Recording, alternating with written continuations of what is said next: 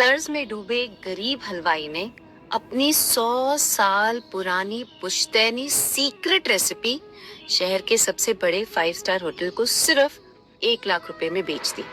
सबने कहा, इतने बड़े खजाने को इतनी सस्ती कीमत में बेच दिया।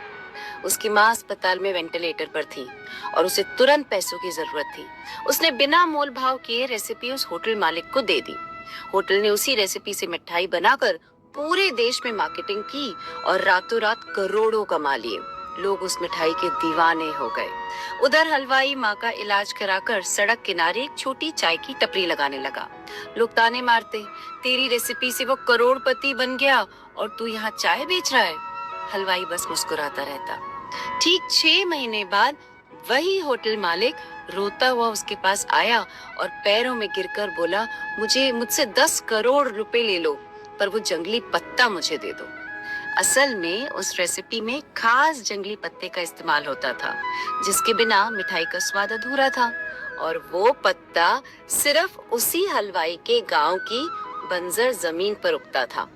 हलवाई ने रेसिपी इसलिए बेची थी ताकि होटल वाला करोड़ों खर्च करके मिठाई की डिमांड बनाए और बाद में वह उसी पत्ते पर एकाधिकार करके मनचाही कीमत वसूल सके। तो ये ध्यान रखिए कि बिजनेस में, कमाई में, काम में, जीवन में फायदा नुकसान, अच्छा बुरा, उतार चढ़ाव तो चलता रहता है। लेकिन अगर फैसला दिमाग और धैर्य से लिया जाए तो कोई भी इंसान अपनी हालात पलट सकता है। कर्ज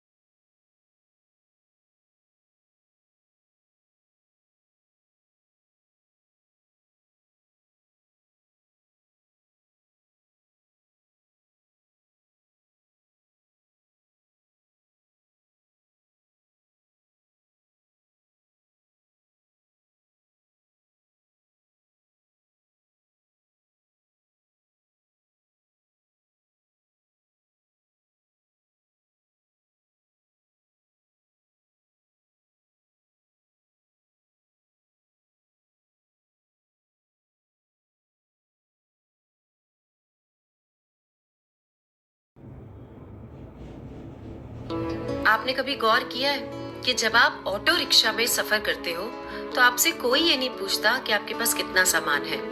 जब आप बस में सफर करते हो तब भी ये सवाल आपसे नहीं किया जाता। जब आप ट्रेन में सफर करते हो तब भी आपके सामान को तोला नहीं जाता।